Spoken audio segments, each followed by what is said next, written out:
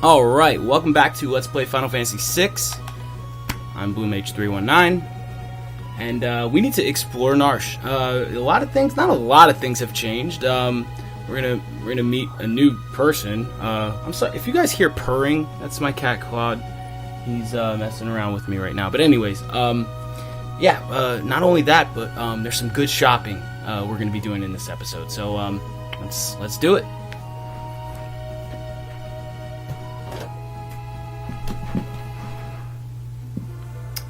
All right, now let's see. I'm gonna go heal. I think after that battle we should do that. Whoa, ghost. Now this ghost right here will tell you about how espers work. I'm not gonna go over that. Like espers, the bonuses, how to learn magic, how to cast them. So pretty important. I think he deserves a spot in the classroom. So let's just heal, and let's do this. There's actually quite a few things that I'm going to be doing in Narshe right now. Some very important stuff. So let's do this. We've been waiting for you. This way, please. Seems important. With the ominous music of Narshe, goes perfectly. I love the music here. So, oh, you're here. The people of Narshe have finally decided to battle the Empire. Finally.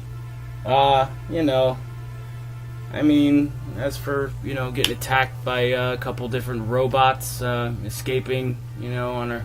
I think we did pretty well, so... I guess that's us, explaining to him.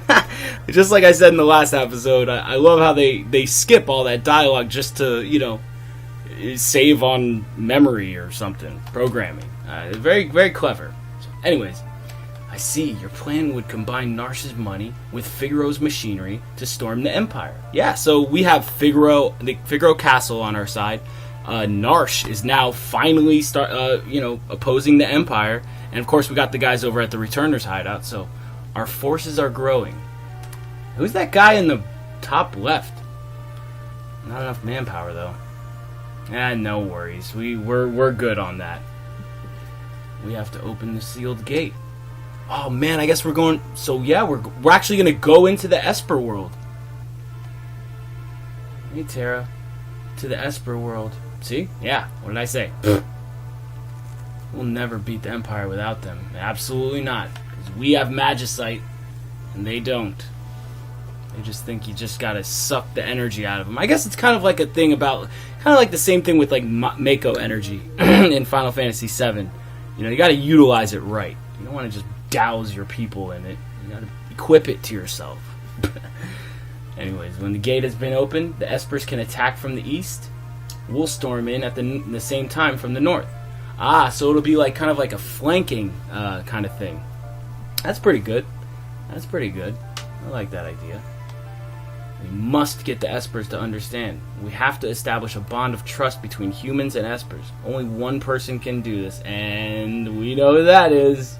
Oh yeah, it's you, Terra. Yes, it is. Don't worry, you're half Esper. I mean, they'll probably welcome you back, See, half human, half Esper. My existence is proof that such a bond can exist. Yes, humans and Espers can exist together. I mean, not everybody's like Gestal or Kefka. In fact, I don't think nobody's like Kefka. I'll do it. I'm the only one who can. Awesome, Terra. Awesome. But still, who is that guy? Who is this guy? It's the Elder. Yeah, I don't think we've ever spoken to the Elder once. I don't think we've ever even seen him. Maybe we have. I don't know. I don't remember. Our battle lies before us. We must make ourselves ready. The sealed gate stands at the eastern edge of the Empire. There's a base there, but somehow we'll have to slip through. Get the Esper to understand, and we can bring this war to a screeching halt. Terra, I know you can do this. Don't worry, man. She's got this. She can do this. But anyways, I think now is a great time to do some shopping. So let's go ahead and do that. Now, first thing, I don't know if you guys have done this already. Just want to stop at the relic shop just for something not too big, but very important. I don't know if you guys have stocked up on earrings yet, but now, excuse me, now you want to stock up on earrings. You want basically just 2 more pairs. So you should have a total of 6 earrings. I think they're just really nice. They're just one of my favorite relics because they stack. You know, I mean, 2 of them, that's 50% more magic damage, which kind of like throughout the game, like if you level up and you get bigger, you know, your magic stat grows, you know, still 50% is going to be, you know, added to that. So that's very nice. It's a great relic to have. Let's go to the weapon shop. A couple things I want to get here. Okay, now the poison, the poison rod. I don't want to get this. It's you know, you can cast poison when used as an item, but it breaks. One thing kind of like reminds me of what I really liked about Final Fantasy IV. It's how you can repeatedly use your items as like you could repeatedly throw them, and they won't break. So that's a pretty nice thing. But they actually fixed that in Final Fantasy V. Which I never really understood. It kind of brings up the whole Shiva battle thing. Why people had such a hard time getting Shiva in that game, when all you got to do is just go to Karnak, you know, buy like 2 or 3 flame rods or fire rods, whatever they were called, and just before she could, I mean, you could basically one-shot her just by throwing a flame rod at her, maybe 2. I think I did it and it took 2 flame rods the first time I did that, but I never understood why people had such a hard time. I mean, I've seen people fight Shiva like with like a bunch of black mages, you know. It just, oh god. There's some cool things about that battle, but anyways, this is Final Fantasy VI. And I don't really need the poison rod. It's kind of worthless to me. The trident. Now, this is basically an upgrade for good old Edgar. And actually, it's an upgrade for another character we'll be getting in a very short time. So one thing about the trident is it's a water elemental, so could be useful. In fact, it is going to be useful in the next area, actually. But let's see, we've had boomerangs. The Morning Star is like it's like basically a woman version of the boomerang or the Hawkeye or whatever. So you know, the little square diamond thing here, that indicates it's a ring weapon, which means that you can put them in the back row and it takes some pretty nice damage off. However, I don't really need the Morning Stars.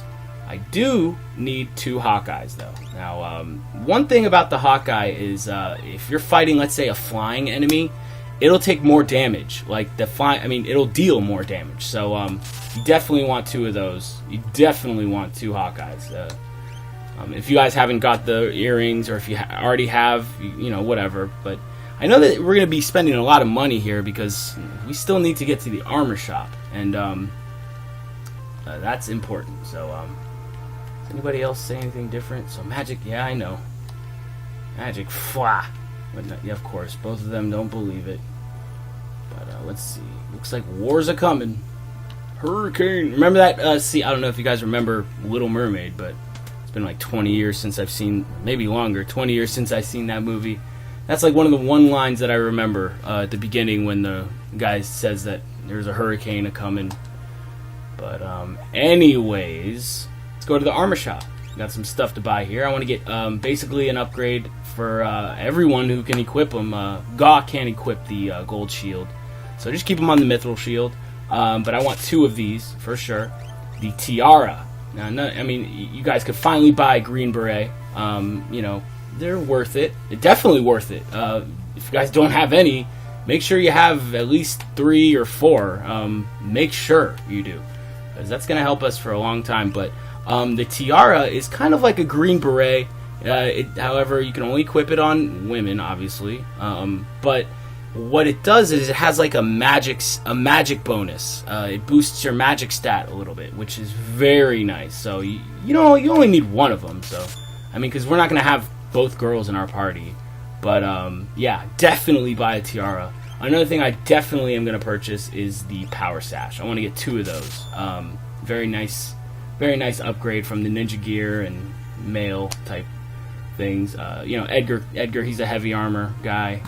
so he can't equip that. But anyways, now let's see. I think there's a couple more things I want to do here. So let's continue.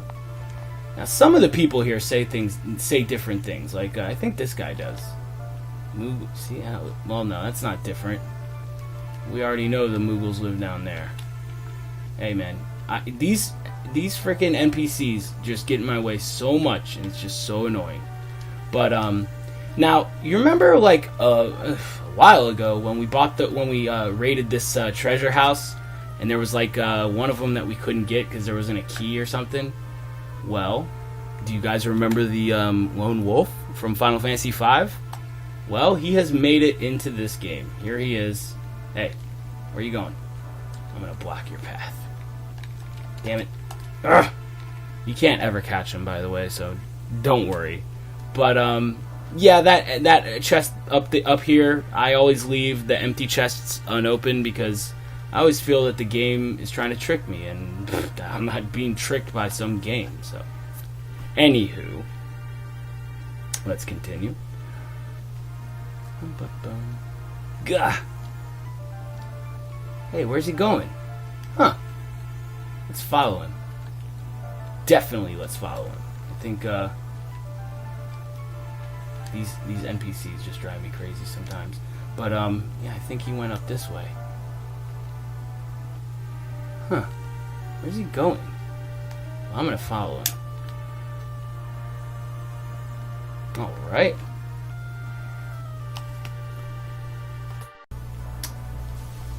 Alright, let's follow this guy. He's got to be up. Oh, by the way, here's my setup. Let me just show you my setup. It doesn't really matter, you know.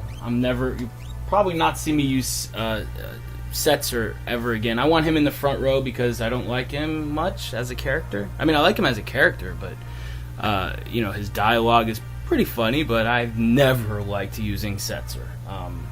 You know, a random command that is based on luck. I mean, you could rig it to an extent, but nah, I'm good.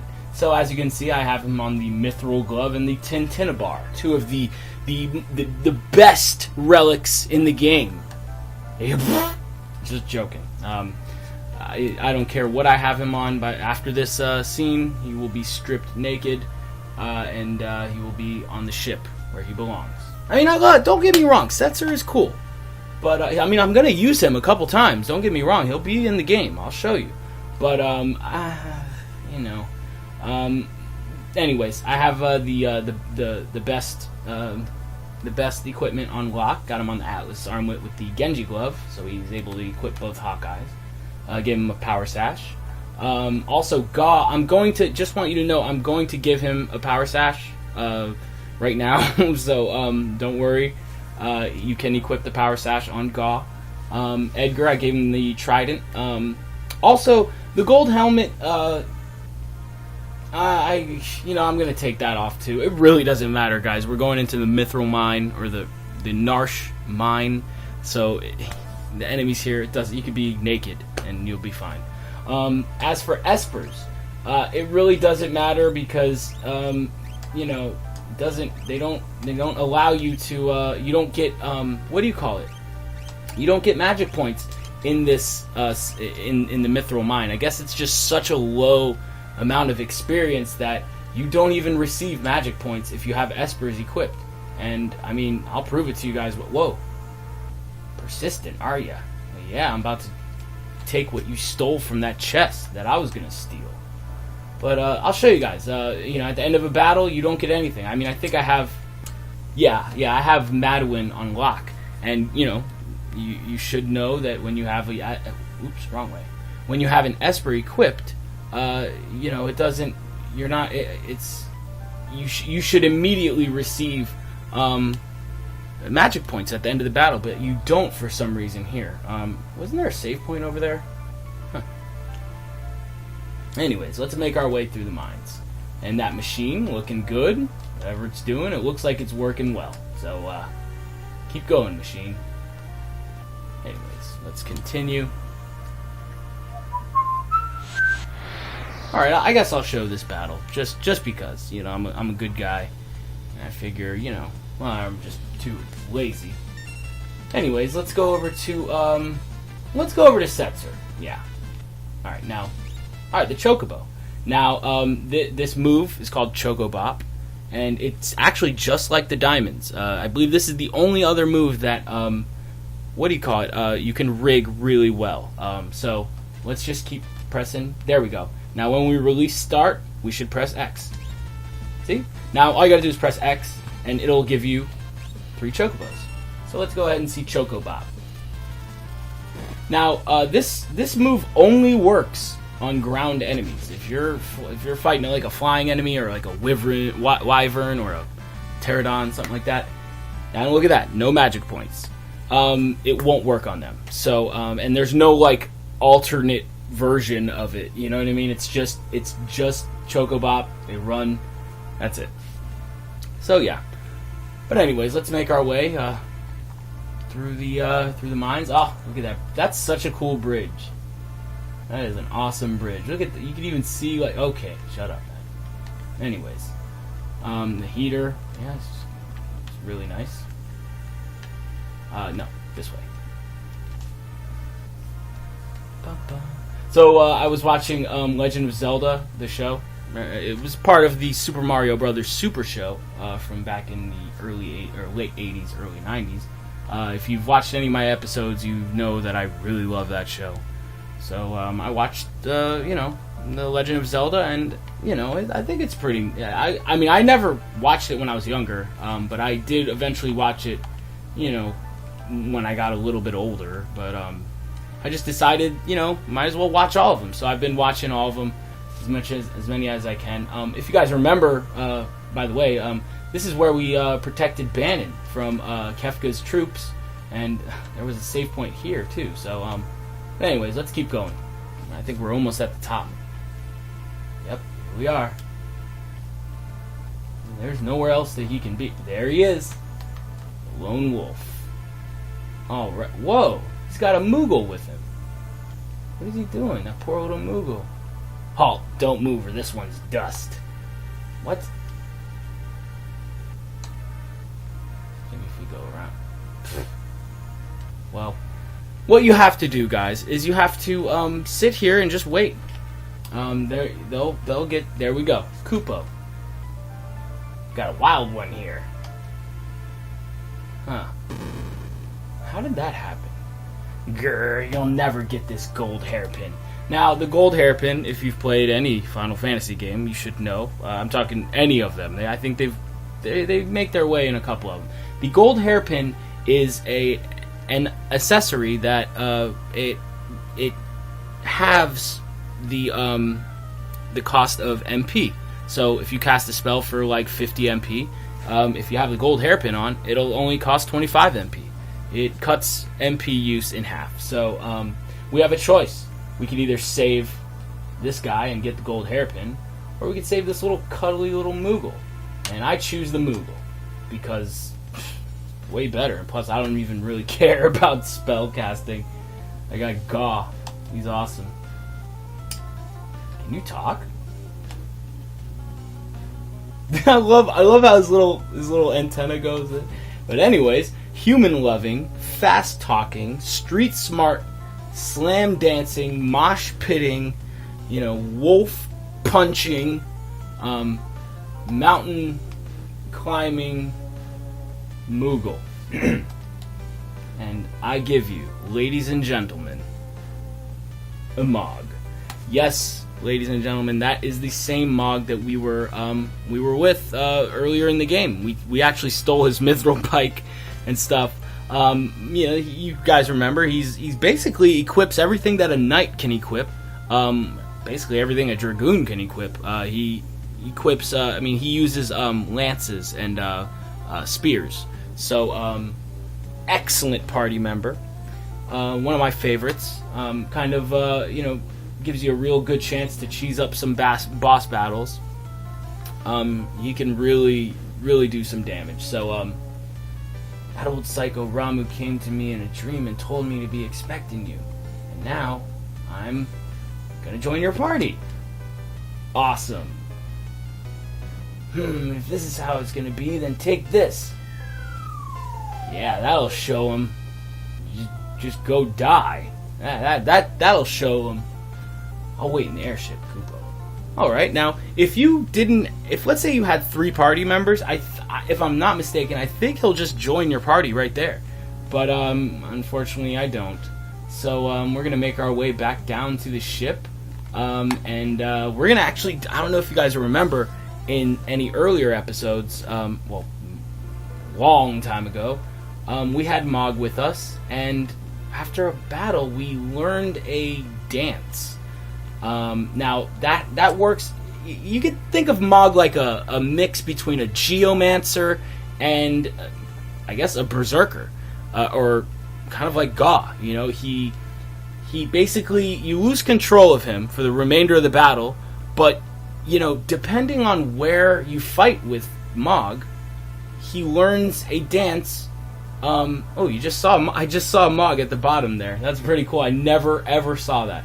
Anyways, let's say you're fighting with Mog in your party in a cave. Well, you learn a dance based on the cave. Like, it'll be named like something, you know, or some type of like Dust Requiem. I think that was one of them. Dusk Requiem.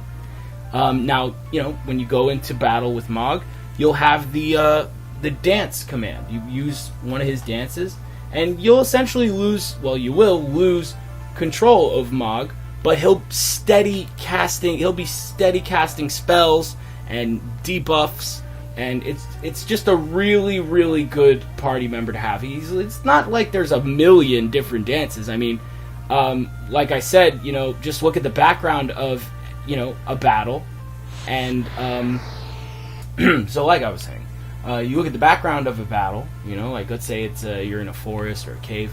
There's a specific dance for each one of those backgrounds, and we're gonna learn basically all of them in the next episode. Not all of them, but we're gonna learn a lot of them. And I'll meet you guys at the airship next time on Let's Play Final Fantasy VI. I'll have rearranged my party, and we're gonna go finding some new dances for Mog. So I'll see you guys tomorrow. Thanks for watching. I'm Blue Mage 319. You guys are always awesome. And take care.